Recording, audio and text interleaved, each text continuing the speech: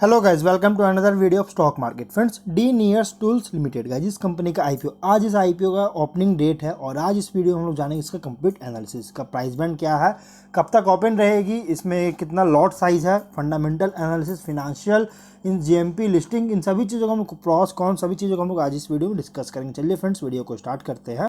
तो गाइज जैसा कि देख सकते हैं, आईपीओ का नाम है डी नियर्स टूल्स लिमिटेड। ये कंपनी जो है आज के दिन 28 अप्रैल को ओपन हो रहा है और 3 मई को ये क्लोज हो रही है। इसके बिजनेस मॉडल को बात करें तो यहाँ पे 1952 में इनकॉर्पोरेट किया गया था, मतलब बहुत ही ज़्यादा पुराना कंपनी है, लगभग 70 साल पुरानी कंपनी है। और ये कंपनी जैसे इंडस्ट्रियल टूल्स का सप्लाई करती है, जो कि यहाँ पे कंपनी जो है स्पैनर्स, फिर wrenches, pliers, cutters, Allen keys, hammer, socketry, screwdriver, screw tool kits, tools, cabinet और ट्रॉलीज एट्सेट्रा, इन सभी चीज़ों का मतलब कि प्रोडक्ट्स जो इन सभी प्रोडक्ट्स का ऑफर करती है, सप्लाई करती है। और कंपनी का ब्रांड नेम है डी नियर्स, मतलब डी नियर ब्रांड नेम के, डी नियर्स के नेम से जो है इसका ब्रांड नेम है। और प्रेजेंट में अगर देखा जाए तो इसके पास लगभग 250 डीलर्स, इसके जो है इंडिया के अंदर 250 डीलर्स लगभग इसके पास है, कंपनी के पास अभी हाल में प्रेजेंट में। और कंपनी जो है यहाँ पे स्पेशलाइजेज भी है जिससे कंपनी सेफ्टी टूल्स जैसे non sparking tools, insulated steels tools और non sparking insulated tools, stainless steel and magnetic tools, titanium tools और लगभग जैसे मल्टीपल अदर हैंड टूल्स जैसी चीज़ों का कंपनी जो है, ये सभी चीज़ों का मतलब सेफ्टी टूल्स है, इन सभी चीज़ों को प्रोवाइड कराने में स्पेशलाइज है बहुत ज़्यादा। इसका मेन फोकस, मेनली जो कंपनी का जो हम स्पेशलाइज है, मेनली जो है ये सभी चीज़ों का जो है प्रोवाइड कराना। और डी नियर्स जो है इनके जो क्लाइंट है, क्लाइंट लिस्ट, इसमें क्लाइंट लिस्ट में बहुत बड़े बड़े क्लाइंट्स जैसे टाटा स्टील है, इंडियन ऑयल है, लार्सन एंड टब्रो है, Assam petrochemical, Lohia corporation, Polycab cables, Indian railways, so on, मतलब बहुत बड़े बड़े कंपनीज जो है इसके क्लाइंट्स है।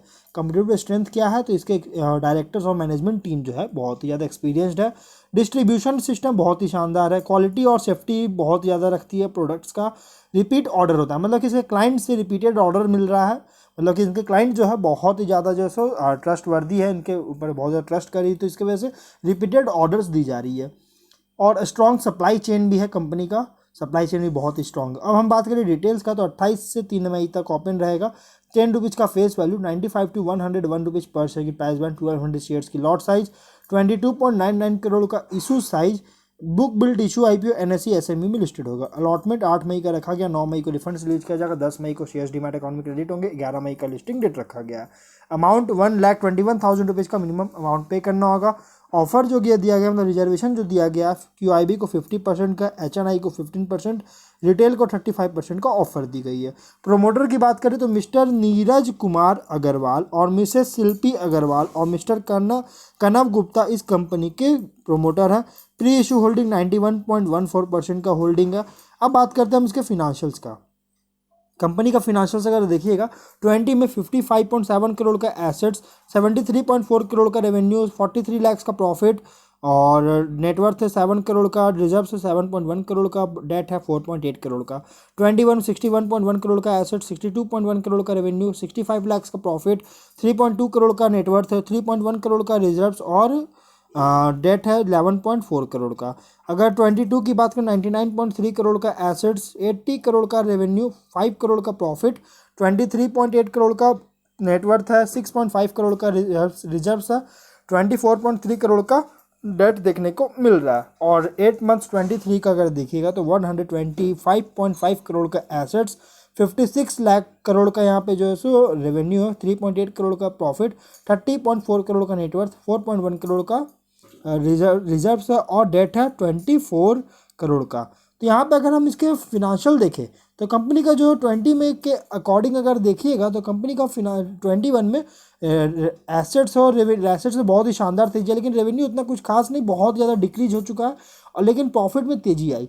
और यहाँ पे डेट बहुत ज़्यादा इंक्रीज किया था 11.4 करोड़ का। और 22 में एसेट्स में इंक्रीज किया, रेवेन्यू भी बहुत ही शानदार इंक्रीज, और प्रॉफिट एक सुपर अर्निंग में देखने को मिला, सुपर एक सडन बूस्ट देखने को मिला इसके प्रॉफिट्स में, और डेट भी बहुत ज़्यादा इंक्रीज हो चुका है।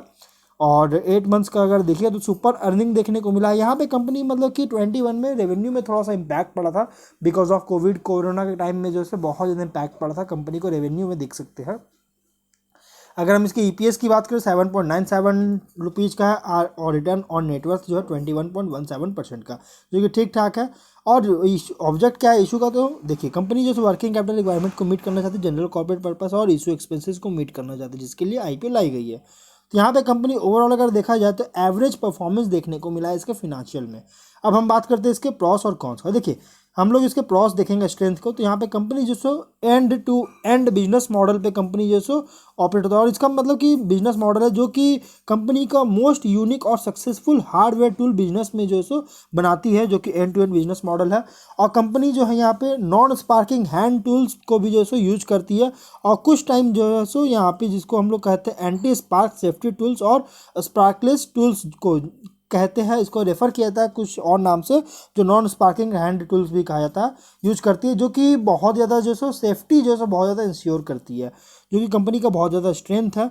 और प्रोडक्ट जो है कंपनी का यहाँ पे फुल्ली इक्विप्ड मैन्युफैक्चरिंग यूनिट्स से मतलब कि जो सो प्रोडक्ट आती है, जो कि पंजाब में है, और वर्ल्ड क्लास इंफ्रास्ट्रक्चर के साथ, और प्रोडक्शन कैपेबिलिटीज़ भी जो है सो बहुत ही शानदार है। पंजाब में जो उनका जो मैन्युफैक्चरिंग यूनिट है जहाँ से ये प्रोडक्ट्स आती है, मतलब इंफ्रास्ट्रक्चर बहुत ही शानदार है, वर्ल्ड क्लास लेवल पे है। और ये कंपनी जो है हाईएस्ट क्वालिटी हैंड टूल्स का जो सो प्रोवाइड कराती है।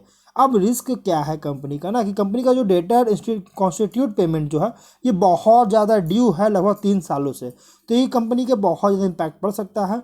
और अगर हम इसके बात करें प्रोडक्ट मार्केट का, तो यहाँ पे जो प्रोडक्ट जो है ये डी नियर्स, जो इनके जो ब्रांड नेम के अंदर जो आता है, कंपनी के अंदर जो ब्रांड है डी नियर्स, ये मतलब कि इनके द्वारा जो प्रोडक्ट्स मार्केट और सेल किया जाता है, ये मतलब कि बहुत ज़्यादा वल्नरेबल है, मतलब काउंटर फिटिंग के लिए और इमिटेशन के लिए, जो थर्ड पार्टीज के द्वारा काउंटर फिटिंग और इमिटेशन के लिए बहुत ज़्यादा वल्नरेबल हो सकती है। तो ये कंपनी को बहुत ज़्यादा इम्पैक्ट पड़ सकता है, मतलब कि इसके नाम से और भी बहुत सारे प्रोडक्ट्स को जो सो थर्ड पार्टीज के द्वारा सेल वगैरह कर सकते हैं, प्रोडक्ट को मार्केट में ला सकती है, तो इससे कंपनी का रेप्यूटेशन पे बहुत ज़्यादा इम्पैक्ट पड़ सकता है।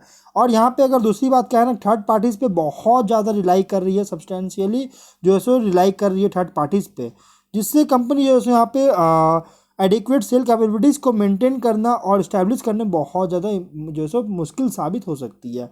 तो और चौथी बात क्या है ना, कि कंपनी का यहाँ पे अगर देखिए तो हाईली कॉम्पिटिटिव मार्केट अभी देखने को मिल रहा है। इसका जो सेगमेंट है, इस सेगमेंट में हाईली कॉम्पिटिटिव मार्केट में है, जो कि इफेक्टिवली कम्पीट बहुत ज़्यादा कम्पीट करने में इनेबिलिटी साबित हो चुकी है, क्योंकि बहुत ही बड़े बड़े कंपनीज जो है सो इसके कॉम्पिटिटर है।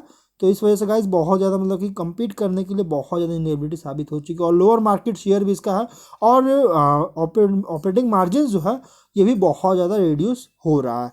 तो इसलिए गाइस हो चुका है, इसलिए गाइस ये कंपनी मतलब कि बहुत ज़्यादा रिस्की है। तो अगर आप लोग इसमें अब बात करते हैं कि इसमें क्या करना है, देखिए एवरेज परफॉर्मेंस देखने को मिला 20 से 21 तक, और कंपनी जो है 22 में बहुत ही शानदार ग्रोथ देखने को मिला है, और 2 ब्रोकन पीरियड के बाद, मतलब कि कुछ ब्रोकन पीरियड के बाद जो है बहुत ही शानदार ग्रोथ हुआ, और 23 के 7 मंथ्स में के लिए जो है यहाँ पे ग्रोथ देखने को मिला है।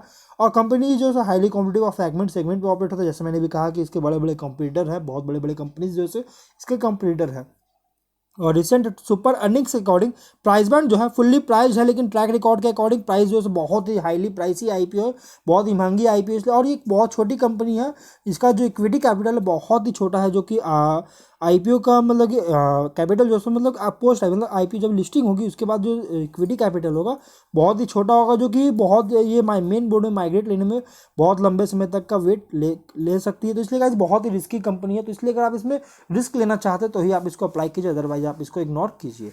तो अगर हम लोग इसके जेएमपी और लिस्टिंग की बात करें तो यहाँ पे देख सकते हैं इसका जेएमपी भी अपडेट नहीं किया गया है, और लिस्टिंग भी यहाँ पे बताना पॉसिबल नहीं है। तो गाइस अब हम लोग वीडियो को यहीं पर एंड करते हैं। अगर कोई डाउट हो कमेंट बॉक्स में पूछे, मिलते हैं नेक्स्ट वीडियो में, टिल देन बाय बाय।